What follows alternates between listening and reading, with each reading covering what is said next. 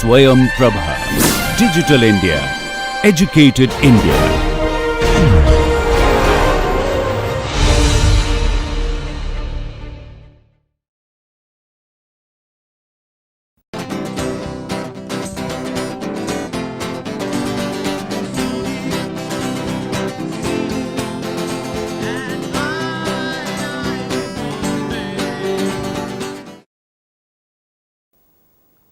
Hello and welcome to today's lecture. So, in the last lecture we had a brief recap of R and how you can enter vectors in R and do basic calculations or basic operations with vectors, and also we saw how you can use R to calculate descriptive metrics including mean, median, standard deviation, so on and so forth. Okay. Towards the end of last lecture we started discussing about bivariate data and how you can say something about correlation between two different variables, right. So, let us take a look at what we mean by bivariate data. Let us say we have two variables x and y, and we can have various values, let us say 1, 2, 3, 4, 5, 10, 9, 8, 7, 6. Let us say this is one example of an x and y. So, if we plot this data in the x and y plot, so what I have is something which, so this is 1 and 10, 2 and 9. Okay. So, you have these 5 points. Okay, let me make the points darker. So, these 5 points, right. So, you get the feeling that there exists an correlation or an inverse correlation, that is with increase in x there is a decrease in y. And how do you, and let us just say, so this is a very good data, you can clearly see that there is a clear line which passes through all these points. But in the more generic case, let us say you have points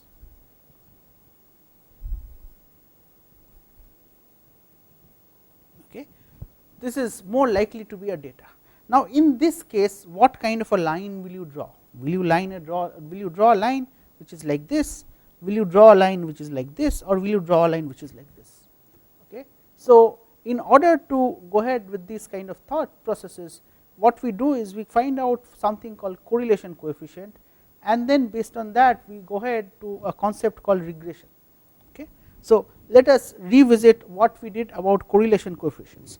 So, we define the correlation coefficient rho or R, okay, and this is given by the expression is equal to Sxy by Sx times Sy. So, Sxy refers to the covariance of x and y. Okay. So, if you see the symmetry, so if you have Sx, so we know, so we have R or rho defined as Sxy by Sx comma Sy, Sx product Sy. Now, rho is a measure of correlation, right. So, what should ideally be the values of rho? You can say something as highly correlated, or uncorrelated, or weakly correlated, uncorrelated or weakly correlated. Okay. And within high correlated you can have positive correlation or negative correlation. So, in the example we showed in the first slide, so this is an example, the original data set is an example of negative correlation where increase in x leads to decrease in y. So, if we see the way rho is defined as Sxy by Sx by Sy. Okay. So, ideally we should have, when it is highly correlated, we should give a value which is positive. So, highly positively correlated should give me a value which is closer to +1, negative correlation should give me a value which is closer to -1, and uncorrelated should give me a value approximately equal to 0. Okay. So, if we see our definition of rho and ask how do we define the covariance. So, covariance is defined as, so Sxy is defined as summation of x minus x bar times y minus y bar whole divided by n minus 1. Okay. So, what you clearly see missing is the square root. So, if I write down the corresponding expression of S x, I have square root of x minus x bar square whole square by n minus 1. Okay. So, in the definition of covariance, this square root is missing, and the reason is obvious. So, you are multiplying S x by S y, which has square root, okay, y minus y bar whole square by n minus 1. Okay. So, if x has units of meters, let us say, then and y has units of meters, let us say, so then x y, so this will give me a value of meters, this will also give me a value of meters, and this the top portion should also give me a value of meter square, so that S x y by S x x y, so S x y by S x times S y should be non dimensional. Okay. And this is why you have this, the root does not exist in S x y. So, it is possible we can simplify S x y, okay, we can simplify S x y by writing summation of x minus x bar into y minus y bar by n minus 1. So, I can simplify this to summation of x y minus x y bar minus x bar y plus x bar y bar whole by n minus 1. Summation x y minus, I can take y bar out, summation x minus, I can take x bar out, summation y plus x bar y bar summation 1 whole by n minus 1. Okay. So, this I can write as summation x y. So, y bar is, okay, so I can have y bar and summation x is to n into x bar, similarly x bar into n y bar plus x bar y bar into n by n minus 1. Okay. So, this and this cancel out, and what you are left with, is the expression S x y is equal to summation of x y minus n x bar y bar by n minus 1. So, I can rewrite this equation as, okay, so summation x y minus summation x summation y by n whole divided by n minus 1. So, this is a simplified expression for calculating S x y. Of course, when you are doing these calculations in a laptop or in a program, then you can use the original formula to calculate the final expression, but when you are doing it by hand, then this is the easier way to calculate. So, let us take one sample example and work it out to find out what is the expression for S x y. Okay. So, let us take x and y. Okay. So, let us say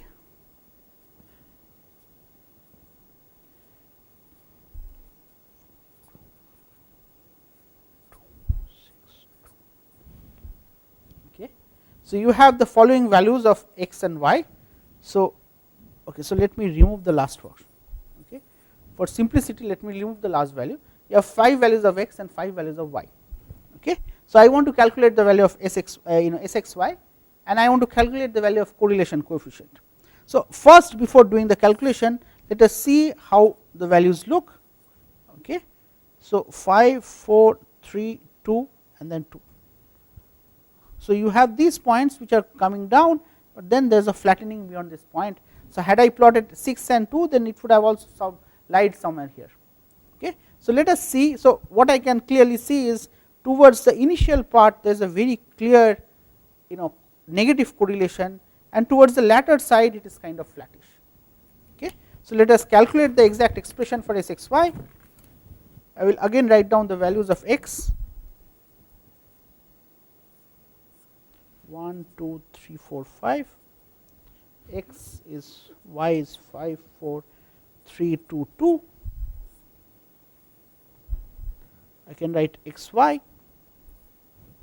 I can write x square and y square. Okay. I can calculate these values 9, 8, 10, 1, 4, 9, 16, 25, 25, 16, 9, 4, 4. So, S, so summation of x y is equal to 27 plus 13 40, summation of x s square equal to 25 26 40 and 13 53, summation of y square equal to 9 and 8 17 and 33 58. Okay. Summation of x, of course,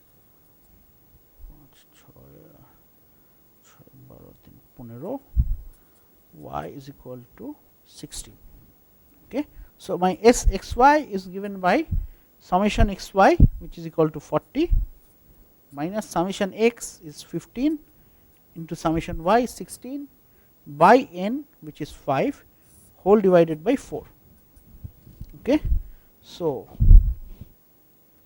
you see a value. So, this I can simplify, 15 square is 225, 240 by 20, 40 minus 2. So, s x y is giving me a value of minus 2. I can go on to calculate the value of s x. S x is equal to square root of summation of x minus x bar whole square by n minus 1 is equal to root of. So, in this case x bar.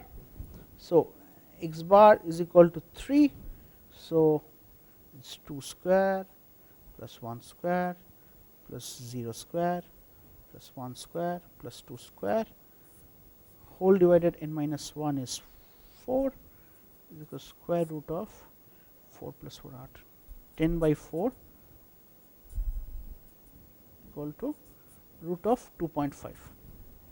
Okay. I can calculate the value of s y is equal to root of y minus y bar whole square by n minus 1, y bar is equal to 5 plus 2, 16 by 5 equal to 3.2. So, s y, okay, 1.8 whole square,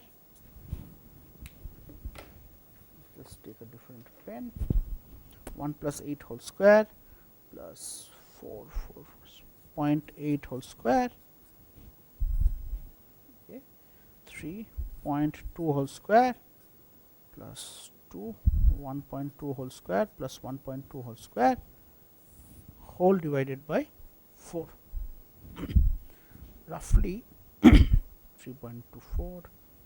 So, I can calculate this as, so 2.44 is 2.88 plus 0.04, 0.64, 1.8, 3.24, 0.324, sorry, 3.24, 6.8. So, root of 6.8 by 4 is square root of 1.7. Okay. So, I can write s x y is equal to minus 2, s x equal to square root of 10 by 4, s y equal to square root of 6.8 by 4. So, my rho is equal to minus 2 by square root of 10 into 6.8 by 4 into 4, which is, okay, minus 2 into, I can have the 4 out, by root of 70, okay, equal to minus 8 by root 70, okay, which gives me a slightly negative value, which is, so this I can approximate as 8.5, let us say. So, I have the it has to be greater than 8.75. Okay. I will get a value rho which is almost close to minus 1. Okay. And this is obvious from the data, because the data looked something like, okay. But what you also, this is my x axis, this is my y axis. Okay. So, what you clearly see is this correlation coefficient is negative, that means that as you increase x, y decreases. Now, based on this, can I come up with a way to predict that given a value of x, what will be the value of y, and that is what we do using regression analysis. Okay. So, in regression, okay, what you do is, let us say you have a set of data points x and y. Okay. Imagine these are your data points, and you want to be able to predict such that given x, predict y. Okay. Now, if let us say one way, the way I have drawn this data, I can see that if I draw a line which is roughly like this, then this might be a good way of predicting the value of y, and I have intentionally drawn a line which somehow crosses through the middle of all these points. Okay. I could have also drawn the points like this, but in this case what you can clearly see, while this line will predict y quite well in this regime of x, but in this regime of x there will be a huge disparity. Okay. So, what is the method to madness? What is done in linear regression is what you try to minimize. So, if you have x, you have y, and you have these points, okay, you draw a line such that the errors which accumulate for each of these points away from this line. So, for each point you can calculate how far is the estimate from the actual value. So, these are your actual values.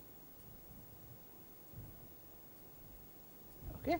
So, these are your actual values, and these are, this is the predicted line, right. So, what you want to know is, can I draw a line such that the sum of these numbers or these errors which accumulate from the prediction is minimized, and that is what is called in what is done in linear regression.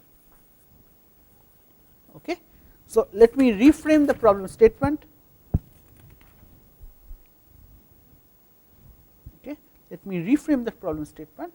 So, you have, let us say, x1 y1, x2 y2, x3 y3, n values, let us say. So, you have xn yn. Okay. Given n values, can you draw a line y is given by a plus bx? Okay. So, these are my x and y values, and my predicted values. So, if I were to draw this particular line as the estimate of the values, I can write that at this particular value it is a plus bx1, a plus bx2, a plus bxn. Okay. So, what is the error that I accumulate from my prediction? y1 minus a plus bx1, y2 minus a plus bx2, yn minus a plus bxn. Okay. Now, let us say if I say that I want to, so my total error is what I want to minimize. This has to be minimized. Okay. So, now if I were to define error as just summation of yi minus a plus bxi, okay, would this be a good metric?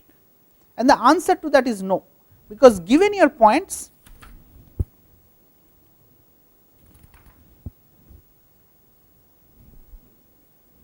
so given your points, okay, if given your points and you were to draw this particular line, okay, so you can clearly see that in some cases this error will be positive, in some other cases, so this is negative, this is positive. Sorry, the other way around, this is positive, this is no, this is negative, this is positive. So, some errors will be positive and some errors will be negative. So, this function error is equal to summation of yi minus a plus bxi. If you actually do it, you might get a value of error which is close to 0, but this is not what we are minimizing. We are minimizing the sum of these each of these deviations from the actual value. Okay. So, what we need to minimize is this particular function error given by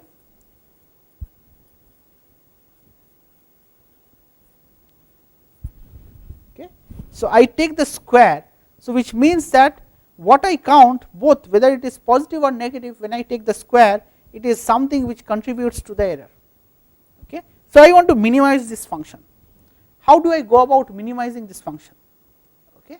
So, there and you want to go at the end of the exercise, what you want to do is to determine values of A and B such that error is minimum. Okay. So, this is what you want to minimize the error. Okay. How do you do it? So, if you recollect, so in class 12 standard calculus what you did was, if you had a function f of x, right, in order to minimize, okay, in order to minimize you set f prime of x is equal to 0.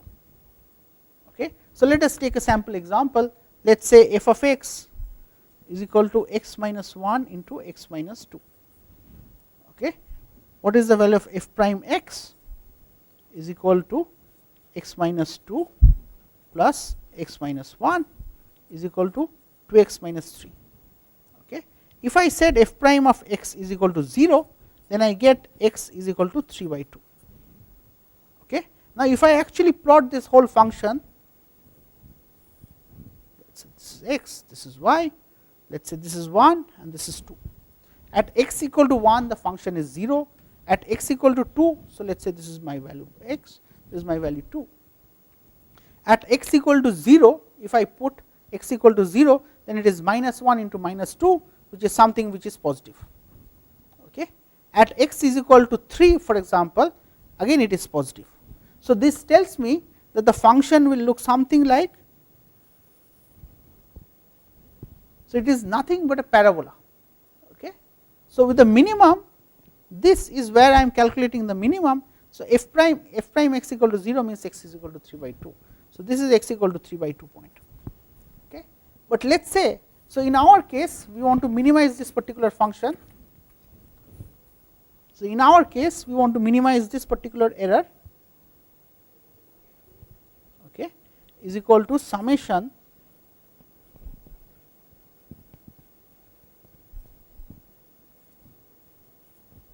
so my error is actually a function of a comma b. So, if you have more than one variables, then the way you minimize is by, instead of taking a regular differential, so let us say E is equal to error which is function of a comma b. So, what I write down two equations, del E of del A is equal to 0 and del E of del B is equal to 0. Okay. So, these are called partial derivatives.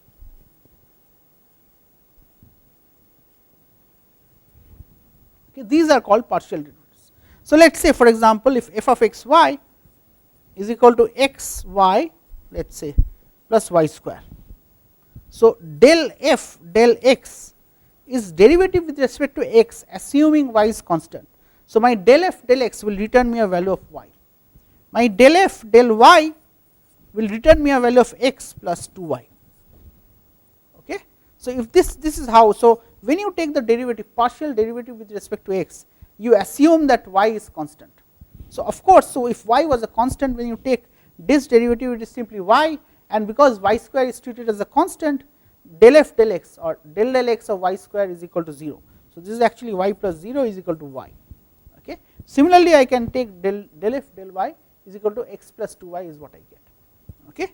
So, now coming back to the problem,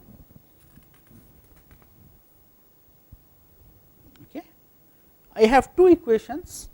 My error is equal to f of a comma b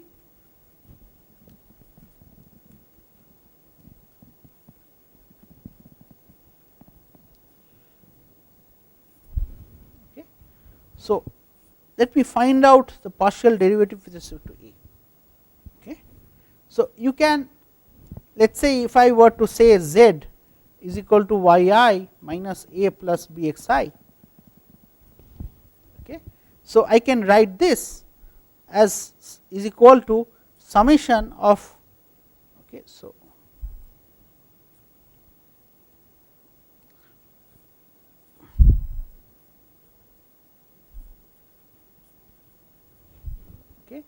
if I do this particular z, then I can take the derivative. So, my error is of the form summation of zi square, z square. Okay. So, I can write down my del E del z. So, this is nothing but it is nothing of the form. So, del E del z is of the form summation 2 z. Okay.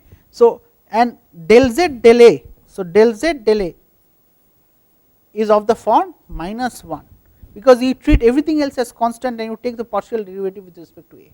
So, my del E del a will give me an expression of twice summation of yi minus a plus bxi into minus 1, and this is equal to 0. Okay.